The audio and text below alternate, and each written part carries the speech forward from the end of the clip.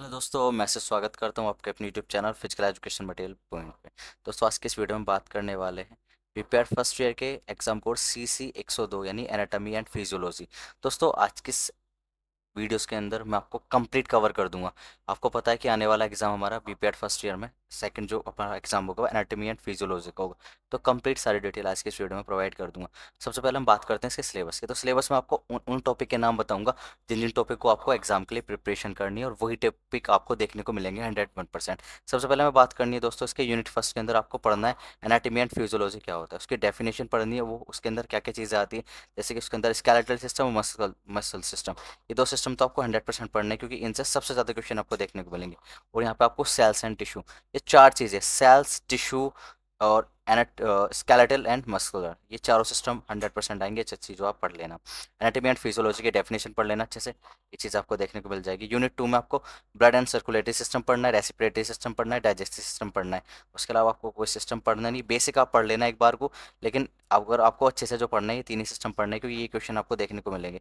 Unit 3 की अगर मैं बात करूँ, यहाँ पे आपको पढ़ना है कि definition of physiological and it's important in the field of physical education and sports. यहाँ पे आपको फिजियोलॉजी और एनाटॉमी दोनों को पढ़ना है, उनके क्या क्या यूज़ है। ठीक है दोस्तों, काफ़ी बार आ जाता है न्यूरोमस्कुलर फंक्शंस के बारे में भी आ जाता है, ये ज़्यादा चीज़ें नहीं आती। रोल्स ऑफ ऑक्सीजन का आता है दोस्तों इसमें। फिजिकल ट्रेनिंग में ऑक्सीजन डेप्थ आता है, सेकंड में विजुअल कैपेसिटी देखने को मिलेगा आपको 101%। ये आपको पढ़ना ही है। यूनिट फर्स्ट की बात करो तो दोस्तों, यहाँ पे आता है effect of exercise and training. जब हम कोई भी एक्सरसाइज एंड ट्रेनिंग करते हैं तो उसका क्या इंपैक्ट पड़ता है हमारे कार्डियोवेस्कुलर सिस्टम पे, रेसिपिलेटरी सिस्टम पे और मस्कुलर सिस्टम पे। ये तो बेसिक चीज़ है। अगर आपने ये तीनों सिस्टम पढ़ लिए, जैसे कि मैंने आपको पढ़ा है, मस्कुलर सिस्टम पढ़ लेना, रेसिपिलेटरी सिस्टम पढ़ना और कार्डियोवेस्कुलर सिस्टम पढ़ लेना। अगर आप ये चीज़ पढ़ लोगे तो आपको कोई प्रॉब्लम आएगी नहीं। बैलेंस डाइट का क्वेश्चन आपको देखने को मिलेगा। उसके अंदर ये क्वेश्चन भी आ सकता है कि diet before, during and after competition, यानी कि जब कोई भी कंपटीशन होगा तो उससे पहले हमें डाइट कैसे लेनी है, उस कंपटीशन के दौरान क्या लेनी है और आफ्टर क्या लेनी है। तो बिल्कुल ध्यान रखना है। किसी भी कंपटीशन से पहले हम प्रैक्टिस करते हैं उसके अच्छे से, उस प्रैक्टिस के दौरान हमें एनर्जी की जरूरत पड़ती है, तो एनर्जी के अकॉर्डिंग हमें अपनी डाइट लेनी है और हमारी बैलेंस डाइट पर ध्यान रखना है। ड्यूरिंग ऑफ कंपटीशन यानी उस कंपटीशन के दौरान आपको क्या लेना है, तो तब आपको एनर्जी की जरूरत पड़ेगी, आपको लॉट ऑफ एनर्जी के लिए आपको लेना है वहाँ पर। और उसके बाद, क्योंकि आपको क्या होगा उसके बाद रिकवरी करनी है, तो रिकवरी के लिए आपको ज़्यादा से ज़्यादा प्रोटीन लेना पड़ेगा, ये चीज़ आप ध्यान रखना। तो इस तरीके से आप सिंपल लिख देना। तो आपको मैंने क्या बताया, ये सभी आप पढ़ लेना। 50 नंबर का क्वेश्चन आपको देखने को मिलेगा 101%। अब इसके प्रीवियस ईयर का एक एग्जाम पेपर आपको दिखा देता हूँ, आपको खुद यकीन हो जाएगा कि हाँ, ये आपको देखने को मिल रहा है या नहीं मिल रहा। तो सबसे पहले हम बात करते हैं बीपीएड के प्रीवियस ईयर के एग्जाम पेपर, जैसे कि आप स्क्रीन पर देख पा रहे होंगे। दोस्तों, सबसे पहले आप क्वेश्चन को ध्यान से देखिए। इसमें हर यूनिट से आपको एक क्वेश्चन करना है। दो आपको ऑप्शन में मिलेंगे, किसी एक क्वेश्चन को आपको करना है। यूनिट फर्स्ट की बात करता हूँ दोस्तों, तो पहला क्वेश्चन है एनाटॉमी एंड फिजियोलॉजी के बारे में आपको यहाँ पे संक्षिप्त में लिखना है। ठीक है, उसके बारे में आपको कंप्लीटली लिखना है। और में दिया गया है टिश्यू, टिश्यू के बारे में लिखना है, तो इस चीज़ को आप ध्यान में रखिए। और में जो है वो टिश्यू के बारे में आपको लिखना है। ठीक है दोस्तों, अब आगे बात करते हैं यूनिट सेकंड में। तो इसके अंदर दो ऑप्शन दिए गए, सर्कुलेटरी सिस्टम और रेसिपिरेटरी सिस्टम। तो दोस्तों, जो भी मैंने आपको सिस्टम बताया था आपको वही देखने को मिलेंगे मोस्टली। ठीक है दोस्तों, यूनिट सेकंड की बात करते हैं। यूनिट थर्ड में हम बात करेंगे, यहाँ पे डिफाइन फिजियोलॉजी को आपको बताना है।